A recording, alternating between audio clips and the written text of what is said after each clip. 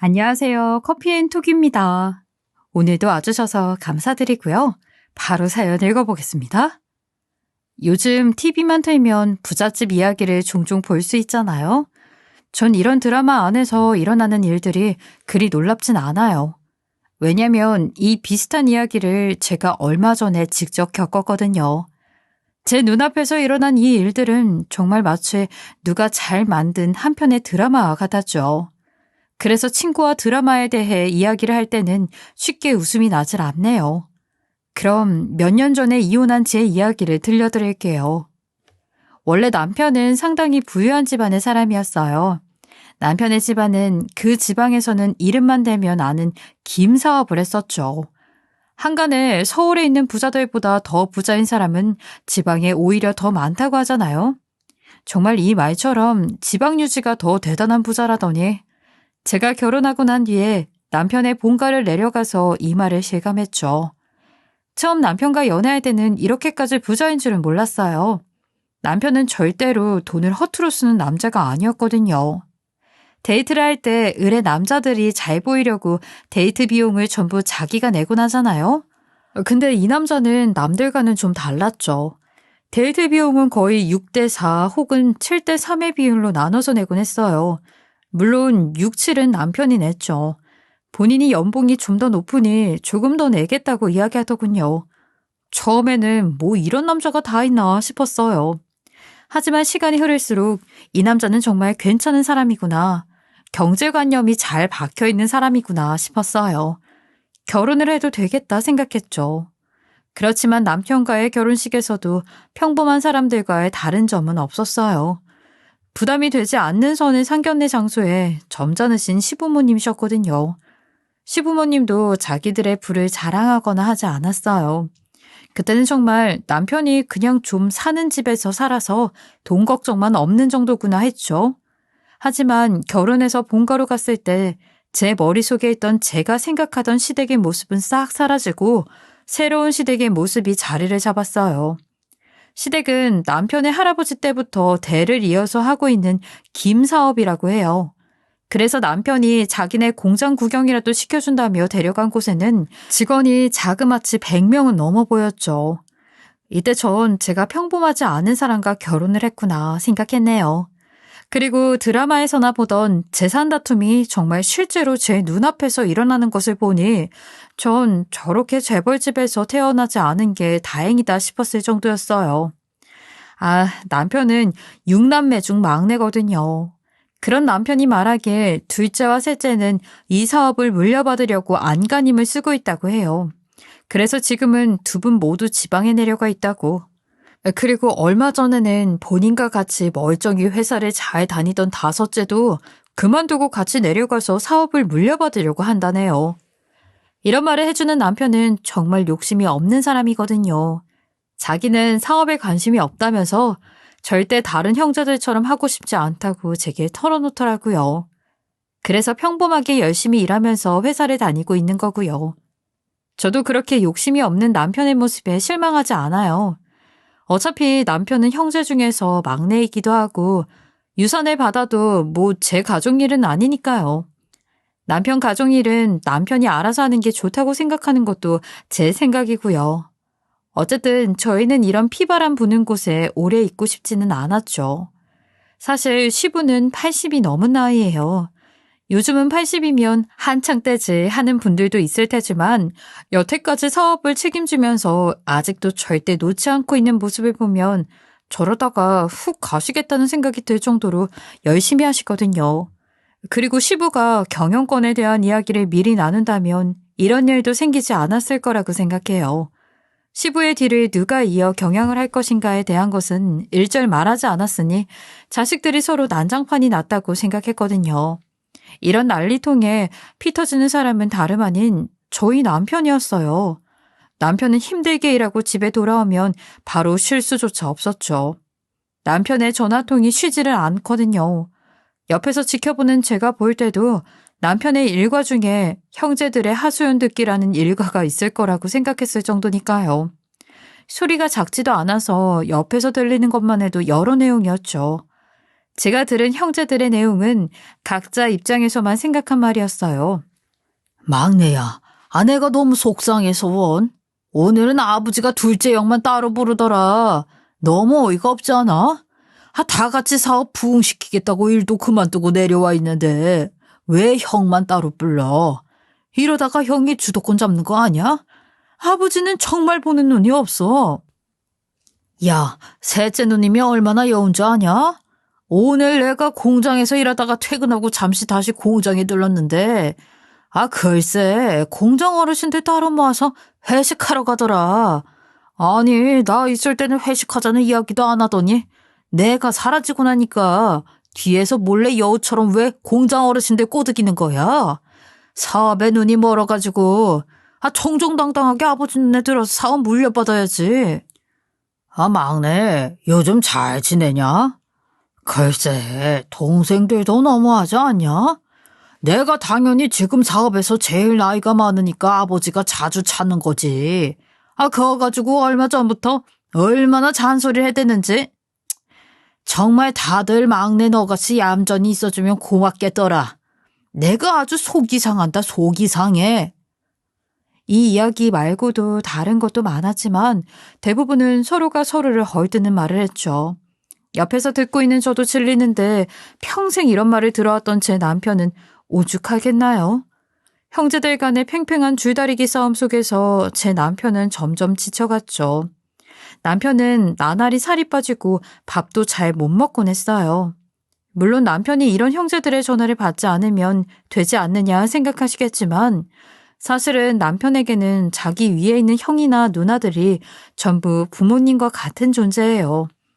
저희 남편은 집에서도 늦둥이로 태어나서 노쇠한 부모님들 대신에 장성한 형제들이 자신을 돌봐줬다고 했거든요. 거의 업어서 키웠다고 해도 될 정도였다고요. 특히 셋째 누님은 어린 자신을 집에 혼자 둘 수 없어서 애인과 데이트하는 장소까지 업고 나갈 정도였다고 하니까요. 이 정도가 되니까 여태껏 남편이 형제들의 전화를 다 들어주고 불평불만도 다 받아줬던 거죠.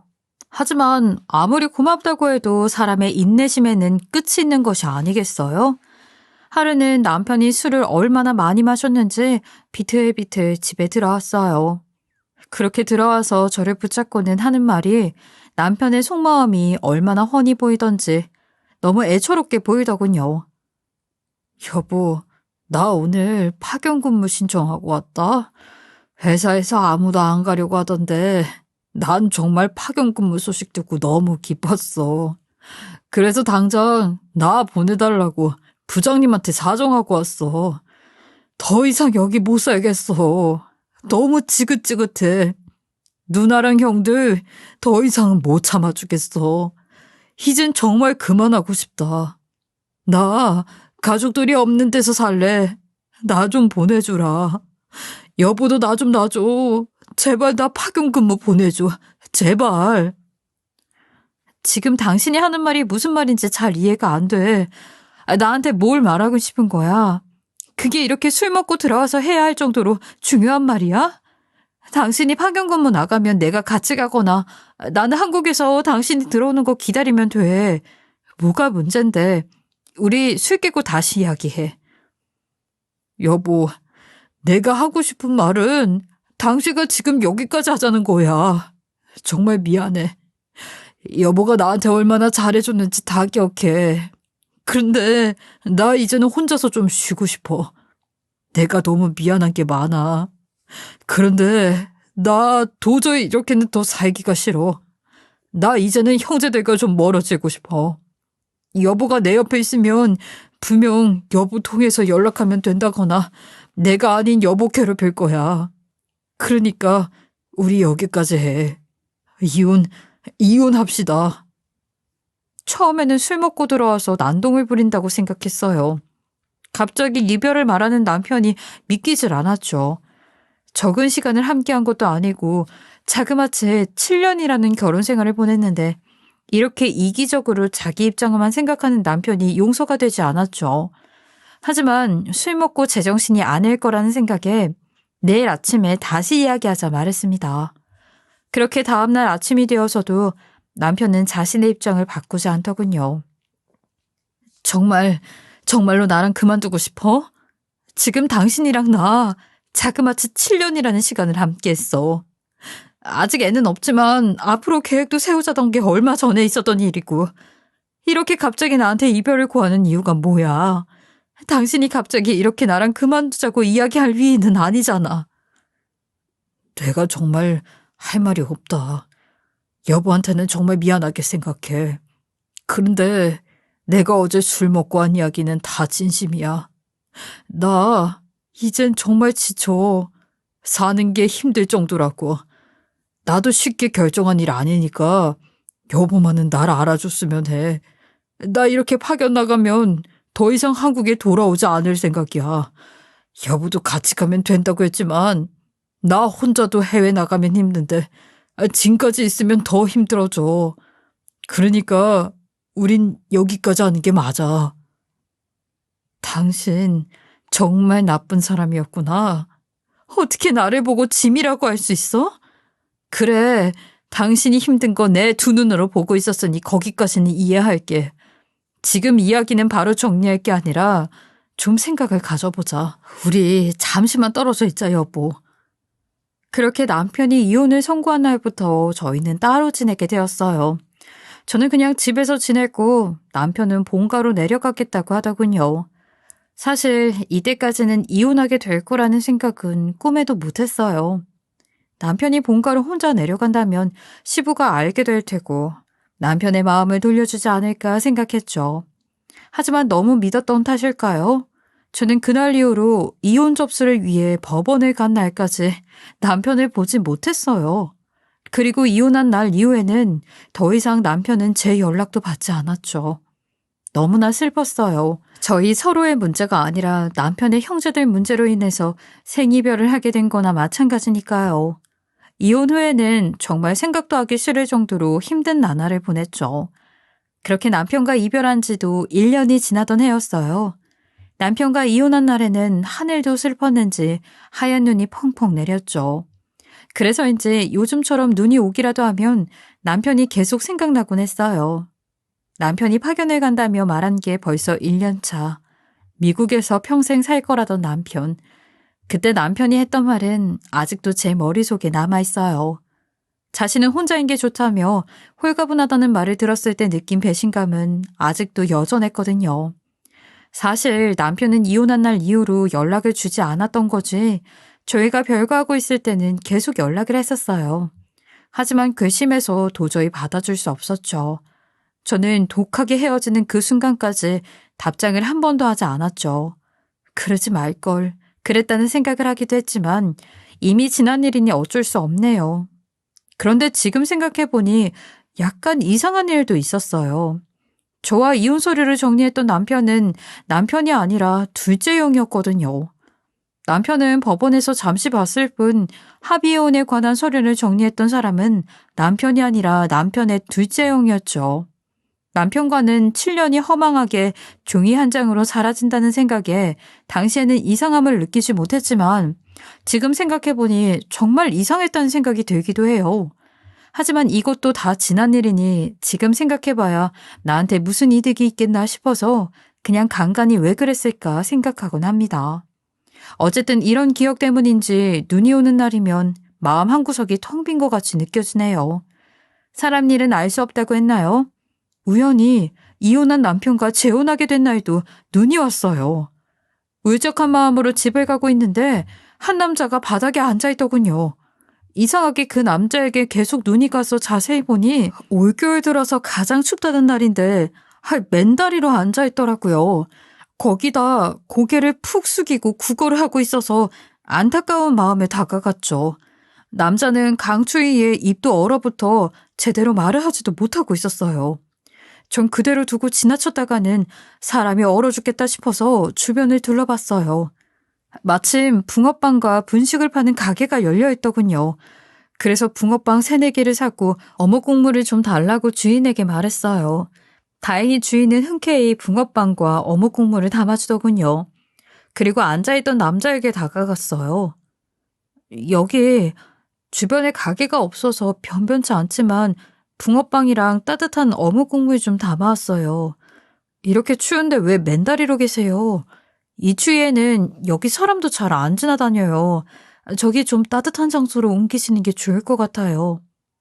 조용히 앉아있던 남자는 꾸벅 인사를 하더니 고개를 들지 않고 감사를 표하더군요. 그리고 한 푼만 달라고 구걸을 하기도 했죠. 감사합니다. 한 푼만 넣어주세요. 그런데 전 남자의 목소리를 듣고는 또 한 번 충격에 빠졌어요. 남자의 목소리가 헤어진 남편의 목소리와 너무 비슷한 겁니다. 순간적으로 너무 섬찟한 기분이 들어서 넣으려던 돈을 다급히 바구니에 던지고 그대로 뒤를 돌아 집으로 들어갔죠. 집에 들어와서 곰곰이 생각을 정리했어요. 만약이라도 거기에 있던 남자가 내 전 남편이라면 어쩌나 라는 생각이 머리를 떠나지 않았거든요. 그래서 다시 외투를 걸치고 빠르게 남자가 있던 장소로 돌아갔죠. 아니나 다를까 그곳에 있던 남자는 제가 알던 남편이 분명했어요. 예전보다 살이 너무 많이 내려앉아 있어서 한 번에 알아보지 못했던 거였어요. 결정적으로 남편의 손등에 있던 크게 하트 같은 점이 위치까지 같아서 착각했을 리가 없었어요. 그런데 남편은 저를 보고도 몰라보면서 계속 돈을 달라고 구걸하는 거예요. 물론 고개를 들지 않았으니 몰랐을 수도 있겠죠. 하지만 미국에서 평생 살겠다며 자신을 놓아달라는 사람이 여기서 이러고 구걸을 하고 있으니 도저히 참을 수가 없더라고요. 그래서 제 지갑에 있던 현금을 전부 꺼내서 주며 제발 집에 들어가라고 말했어요. 저기요, 이 돈 정도면 들어가도 괜찮지 않나요? 얼른 일어나세요. 이 추운 날씨에 이렇게 얇게 입고 장시간 있으면 위험해. 얼른 집에 들어가세요. 제가 생각보다 많은 돈을 줘서 그런지 남편은 머뭇거리며 슬그머니 일어나 짐을 챙기고는 꾸벅 인사를 하고 사라졌어요. 그날 그런 남편이 어디로 가는지 확인하고 싶은 마음에 뒤를 쫓으며 생각했죠. 미국에서 혹시라도 큰일을 당해서 돌아와 빈털터리가 된 건 아닌지, 마음의 상처라도 생겨서 나를 못 알아본 것은 아닌지, 아니면 이렇게 노숙자 신세가 된 것이 민망해서 내 앞에 연기라도 하는 건지 오만 가지 생각이 다 들었죠. 추위에 오들오들 떨면서 걷는 남편의 뒤를 생각보다 길게 쫓았어요. 그리고 남편이 들어선 곳은 인적이 드문 장소에 있던 컨테이너였죠. 옆에는 커다란 공장이 하나 있더군요. 근처에 있던 나무 뒤로 몸을 숨기고 남편이 어쩌나 보고 있던 찰나에 제가 아는 얼굴이 공장에서 불쑥 튀어나오더군요. 막 달려오는데 예전보다 살이 훨씬 오른 모습의 둘째 아주버님이었죠. 달려오는 둘째 아주버님 얼굴이 심상치 않더군요. 사람 하나 잡겠다 싶은 얼굴이었어요. 그렇게 달려오던 둘째 아주버님은 컨테이너로 들어간 남편을 보자마자 갑자기 발길질을 하는 거예요. 혈압 오르게 어디 다녀왔냐며 힘없이 당하고만 있는 남편을 보니 속이 답답했어요. 이제는 남편과 아무 사이도 아니지만 전 남편이 그렇게 당하고 있는 모습을 보니 답답함에 제 가슴을 치고 싶을 정도였죠. 그런 남편에게 둘째 아주버님은 소리까지 지르셨죠. 야, 이 겁없는 새끼가 어딜 그렇게 갔다 와? 어? 너 때문에 지금 겨우 잡아놨던 혈압도 다시 오르잖아. 내가 내 허락 없이 나가지 말랬지? 도망치려고 했어? 이 버러지 같은 놈이. 네가 도망쳐봤자 어차피 내 손바닥 아니야. 여기서 빈둥거리지 말고 넷째나 깨워. 지금 너희가 쉴 때냐? 내가 먹여주고 재워주면 일을 해서 뭐라도 도움이 돼야 할 거 아니야. 당장 새벽 잔업 준비해. 3시부터 공장 돌리라고. 야, 내가 말을 하면 대답을 해야지 이게. 형님이 말하고 있는데 대답도 안 해? 너 내가 분명히 말했지. 도망치다가 잡히면 이제 식구고 뭐고 없다고. 똑바로 일어나서 일할 준비나 해. 예, 형님. 넷째 깨워서 잔업 시작하겠습니다. 내가 진짜 거지 같은 놈 구원해주고 있는데 일을 열심히 하지는 못할 망정. 네가 이러니까 네 부인도 도망가는 거 아니야, 어? 이렇게 내가 주워줬으면 고맙습니다, 형님 하면서 제대로 해. 알겠냐? 어디서 감히 도망갈 생각을 해? 네가 도망간다고 해도 경찰에 신고해도 우리 가족이라서 제대로 처리도 안 해줘. 괜한 희망 품지 말고 그냥 적당히 잘하자. 알겠냐? 험한 말을 남편에게 내뱉고는 2번은 용서 안 한다며 남편에게 가차없이 행동하는 둘째 아주버님이 너무 미웠죠. 그날 이후에 전 일주일이 넘도록 남편이 있는 공장 근처를 배회했어요. 남편은 잠깐씩 쉬러 나오는 건지 밖에서 하늘을 보다 한숨만 푹 쉬고 다시 들어가는 것을 반복하더군요. 제가 이혼한 뒤에 어디 잘 살아보라는 식으로 저주하면서 했던 말들이 그게 씨가 됐나 싶어서 남편에게 엄청 미안한 마음이 들었어요. 나를 버린 남편이 너무 미웠지만 이런 식으로 살기를 바란 것은 아니니까요. 마음이 정말 착잡했습니다. 그렇게 공장 근처를 배회하던 저는 이렇게 내가 보기만 해서는 안 되겠다 생각이 들었어요. 그리고 얼마 안가 남편의 집안에서 벌어진 사태에 대해서 전해 듣게 되었죠. 이 모든 사태의 시발점은 바로 시부의 죽음이었어요. 시부는 갑작스럽게 돌아가셨고 자신의 후계를 정하지 못했던 거예요. 그래서 집안은 바로 풍비박산이 났고 이미 자리를 잡아서 성장하고 있는 첫째는 이 사태를 그냥 두고만 봤던 거죠. 그러니 실세인 둘째 아주버님이 집안을 장악하게 된 거예요. 둘째 아주버님은 서울에 공장을 짓겠다며 사업 자금을 담보로 재산을 모으기 시작했는데 자신의 집을 담보로 삼은 것이 아닌 동생들을 먼저 담보로 잡도록 시켰던 겁니다. 사업을 꽉 잡고 있던 둘째가 그런 소리를 하니 동생들도 하는 수 없이 대출을 내주었고 그 대출금으로 재산을 모은 둘째는 나는 아무것도 모르쇠로 대출을 받은 형제들을 무시했던 거죠.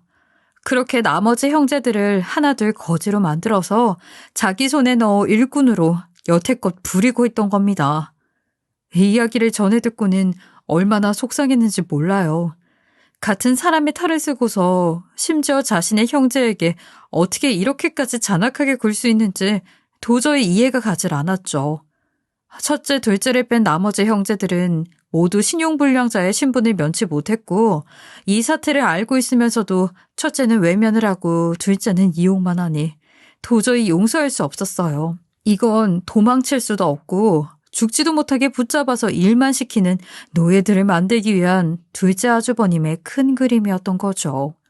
그런 뻔한 속임수에 넘어간 남편이 너무 답답하고 한편으론 속상했어요. 하지만 계속 생각해보니 그때 남편이 갑자기 이혼 이야기를 꺼낸 이유를 알 것 같기도 하더라고요. 그때는 7년이나 살을 부딪히며 살았는데 답 없이 외면하던 남편이 미웠지만 지금 보니까 저라도 어떻게든 이 구렁텅이에서 빼어내주기 위해서 한 행동이라고 생각하니 남편을 구해주고 싶었죠. 이혼하던 때에 미심쩍었던 행동이 다 날 지켜주기 위해서라니 미련한 남자라고 생각했어요. 그러니 제가 어떻게든 저를 살리려 이혼까지 감행한 남편의 행동에 의리로 보답해야 하지 않겠어요? 저희가 역 앞에서 만났던 그날이 그냥 지나쳐가는 우연이 아니었다면 이것은 필연이라고 생각했죠. 그리고 둘째 아주버님이 형제들에게 저지른 천인공노할 횡포를 절대 제 눈앞에서 보고만 넘길 수 없었어요. 지금은 헤어졌더라도 아무리 그래도 몇 번은 만나고 헤어졌던 사람들이기도 하고 이대로는 이 형제들이 죽을 때까지 아무도 알아주지 않을 것 같기도 했죠. 그리고 형제들은 여기에 있지만 저처럼 제때 이혼하지 못했던 다른 형님이나 매부님들도 어떤 피해를 입고 있을지 모르는 일이고요. 그래서 저는 움직이기로 결심했죠. 이 형제들을 모두 구해야겠다고. 이대로 내가 지나친다면 하늘이 벌을 내릴 거라는 생각이 들기도 했고요. 일단 저는 움직이기 전에 증거를 확보하기 위해서 안간힘을 썼어요. 우선 둘째 아주버님이 공장 부지에서 형제들을 괴롭히는 장면을 핸드폰으로 열심히 촬영했어요. 그리고 괴롭힘을 당하는 형제들이 건강을 챙길 수 있도록 바로 먹을 수 있는 보쌈이나 족발 같은 고기류나 채소들을 챙겨서 몰래 공장 외부에 있는 개구멍에 숨겨두었어요. 그리고 형제 중 아무나 나오는 것을 기다렸다가 장소를 알려주었죠. 형제들은 이미 착취를 많이 당한 상태라 그런지 심신이 불안정해 보였어요. 사람을 제대로 쳐다보지도 못하더군요. 이 지경까지 사람을 벼랑 끝으로 몰다니 둘째 아주버님에 대한 복수심이 불타올랐어요. 그리고 이렇게 찍은 증거사진과 녹취자료를 가지고 형님과 시매부님을 찾아갔어요. 정말 이 형제와 얽힌 사람들은 저마다 사연이 없는 사람이 없더군요. 대한민국이라는 나라에서 빚이 없이 살아가는 사람은 거의 없다고 하지만 작년부터 대출을 심하게 받기 시작한 형제들의 옆에 있던 배우자들은 고스란히 피해를 같이 겪고 있던 거예요. 처음에는 빚 때문에 서류상으로라도 이혼하자는 형제들의 말을 다들 믿었다고 해요. 그런데 연락은 웬걸? 이혼 서류를 받고 난 다음에는 형제들이 다 종족을 감춰버린 거예요. 저희 남편처럼요. 그리고 여태껏 형제들의 소식도 모르고 자신이 배신을 당했다는 그 분노에 그냥 다들 화가 나 있었죠. 저는 그런 형님과 심해부에게 이 사태에 대해 알렸어요. 형님, 매부님, 지금 저희가 이렇게 화만 내고 있을 때가 아니에요. 저 1년 전에 그이와 합의 이혼하신 거 알고 계시죠? 그때 저도 이혼하고 나서 한 번도 연락이 안 왔었거든요. 그때는 저도 괘씸하게 생각했는데 제가 얼마 전에 본 모습을 생각하면 정말 그때 한 번이라도 제가 먼저 찾아가서 연락이라도 해볼 걸 하는 생각이 드네요. 아이, 동생, 그 무슨 말이야. 자네 남편이랑은 이혼 전까지 별거 있었잖아. 아이, 서방님 해외로 출장 간다고 이야기 들었는데 그게 아니었어? 도대체 그 집구석은 어떻게 돌아가는 거야? 하루도 빠짐없이 조용한 날이 없더니 기어코 사고라도 난 건가? 난 그 집 아버님이 돌아가시고 난 뒤의 상황은 전혀 몰라서 우리 그이도 이혼 서류만 둘째 아주버님한테 던져놓고 종족을 감췄다던데 그래서 나도 둘째 아주버님이랑 마지막 서류 정리했거든. 운을 뗐을 때 듣게 된 형님의 이혼은 저와 별반 다르지 않더군요. 자신의 남편이라는 사람은 코빼기도 보이지 않았고 자신은 둘째 아주버님과 서류를 정리했다고. 이제야 모든 내막이 정확하게 보였죠. 형님도 둘째 아주버님이랑 서류를 정리하셨다고요? 저도 남편이 아닌 둘째 아주버님이 오셔서 같이 서류를 정리했어요. 처음에는 그냥 이렇게 끝인가 보다. 남편이 이제는 나를 보기도 싫은가 보다 했는데 그게 아니었어요, 형님. 제가 얼마 전에 역 앞에서 남편을 만났는데 완전히 거짓골을 하고 있더라고요. 그런데 계속 남편은 저를 모른 척하고 그냥 가더라고요. 그래서 뒤를 밟았죠. 그런데 글쎄, 거기서 제가 뭘 발견했는지 짐작이나 가세요? 거기서 둘째 아주버님이 자기 형제들을 아주 노예를 부리고 있었어요. 저희 남편도 뭐를 자기가 그렇게나 잘못했다고 대답 한 번 안 했다고 욕이라는 욕은 다 듣고 정말 너무 속상해서 제가 가져온 사진이랑 이 녹취자료 동영상 좀 보세요. 그렇게 형님과 심해부님에게 제가 봤던 실제 장면들을 다 이야기해주니 다들 놀라는 눈치더군요. 형님과 심해부님은 이 사태에 대해서 전혀 모르시고 계셨던 거죠. 그래서 가져온 증거자료도 꼼꼼히 살펴보시라 건네드렸어요. 자료를 보던 형님과 심해부님의 안색은 급격히 굳어갔죠. 자신을 버렸다고 생각한 배우자들이 공장에서 노예보다도 못한 생활을 하고 있는 장면들이었으니까요. 다들 저와 다르지 않는 반응이었어요. 고구마 100개를 물도 없이 삼킨 답답함을 느끼는 모습에 제가 이들을 찾아오길 잘했다는 생각이 들었죠. 그런데 더욱 놀라운 사실을 들었어요. 아버님이 돌아가신 날에도 유일하게 마지막 모습을 목격한 사람이 바로 아주버님이었다고. 그리고 그 손에는 본인에게 모든 걸 위임하겠다는 유언장과 기타 서류들을 들고 있었다고. 이 모든 일의 시작이 아주버님이었다는 것을 여기에 있는 모두가 느끼기 시작했죠.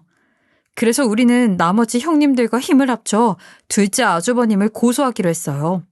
물론 이 사태를 모두 증명할 수 있는 증거를 가지고 가서 형사고소를 진행하기로요. 그러고는 공장에서 일어나는 일들에 대해 경찰에게 알리기로 했죠. 지금은 면이 팔린다는 게 중요한 것이 아니니까요. 이렇게 상황을 정리하기 시작하자 일은 일사천리로 진행되었죠. 5 형제의 배우자가 모두 나서니 혼자서 해결하려고 할 때보다 500배의 힘이 나는 듯 했어요. 저희는 모든 수순을 마친 뒤 둘째 아주버님의 공장을 덮쳤어요. 저희 5명이 갑자기 공장으로 들이닥치니 처음에는 놀란 표정이었지만 이내 오히려 저희에게 윽박지르더군요. 여기가 어디라고? 이 옆에 애들이 미쳤나? 아니, 동생은 또 애들 안 말리고 뭐 했어? 지금 이렇게 갑자기 쳐들어오는 거 무단 침입이라고 알아? 아주버님, 저희 모든 상황 다 파악하고 왔습니다. 지금 아주버님이 저희한테 큰 소리 칠 수 있겠어요? 여기 매부님도 아주버님이 여태껏 저질렀던 악행에 대한 결정적인 증거도 가지고 계세요. 저희 남편 빨리 놓아주세요. 윽박지르는 아주버님에 지지 않고 저희는 아주버님에게 형제들을 놓아달라 말했죠. 저희가 일을 진행하면서 알게 된 결정적인 증거는 최근까지도 사업을 돕고 있던 심외부님에게 있어서 쉽게 일을 진행할 수 있었어요. 저희의 고발에 결국은 아주버님 혼자 누리고 있던 호화스러운 생활은 끝이 났죠. 형제들의 삶은 저 나락으로 떨어뜨리고 자신은 형제들이 모아준 사업 자금으로 떵떵거리면서 살았던 거예요. 게다가 한술 더 떠서 노름까지. 둘째 아주버님의 악행은 거기서 끝이 아니었어요. 형제들에게 끝나지 않고 가까운 사람들에게도 사기를 치고 다니셨더군요.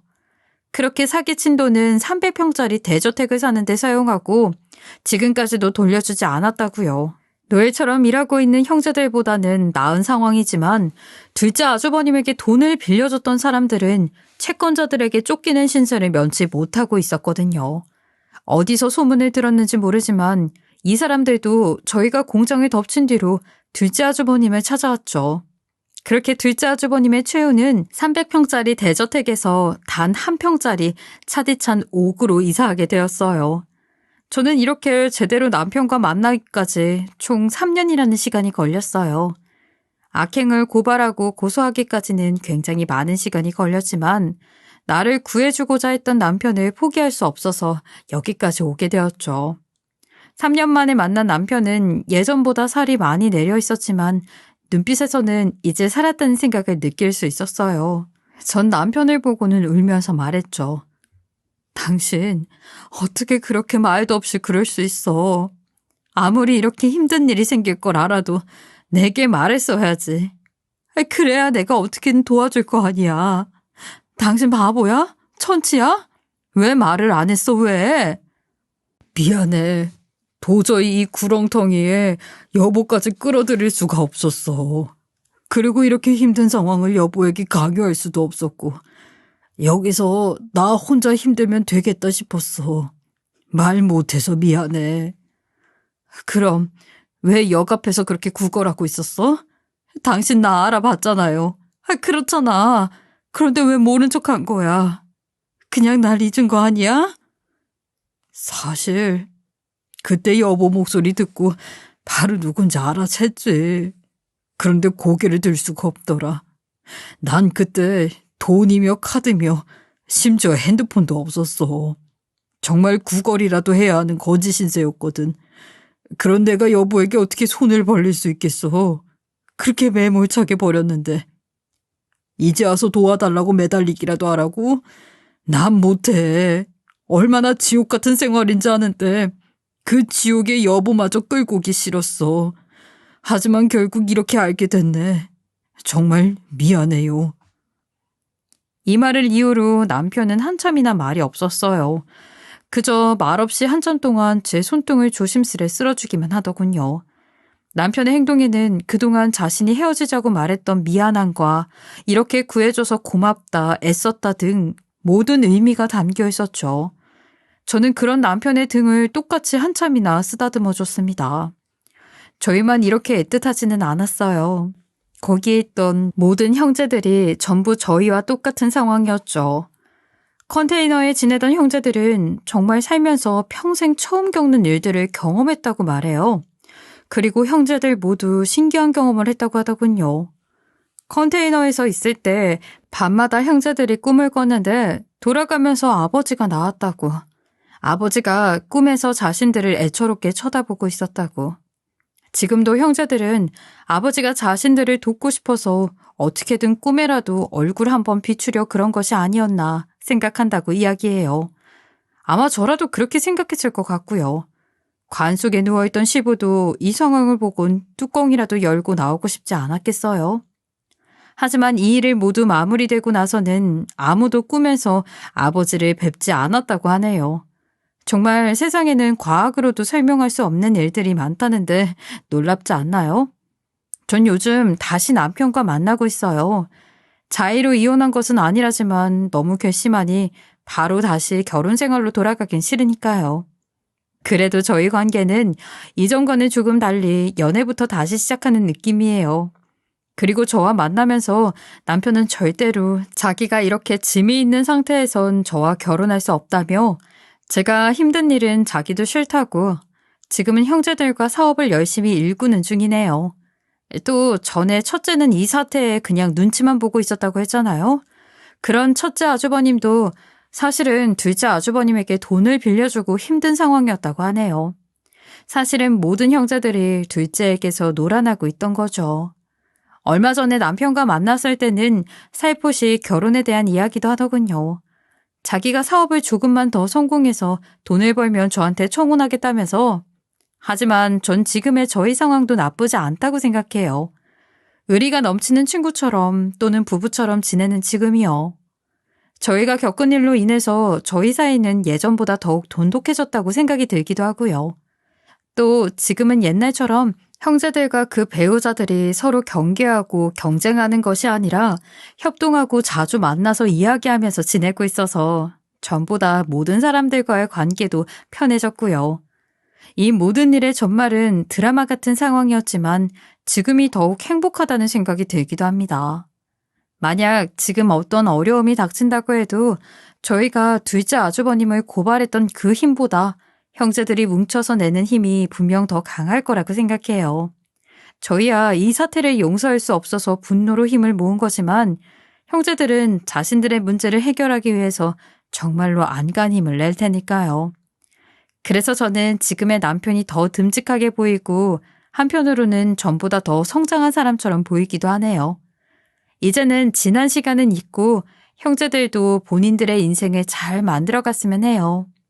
TV 속 드라마에서는 끝이 있어도 우리의 인생은 죽기 전까지는 계속되니까요. 여러분들도 어떤 어려움이 닥치더라도 조금만 있으면 빛이 나는 날도 있겠지라는 생각으로 긍정적인 일상을 보내셨으면 합니다. 저의 참담했던 이야기 들어주셔서 감사합니다. 지금까지 커피앤톡이었습니다. 오늘도 끝까지 함께 해주셔서 감사하고요. 다음 영상으로 또 찾아뵙겠습니다.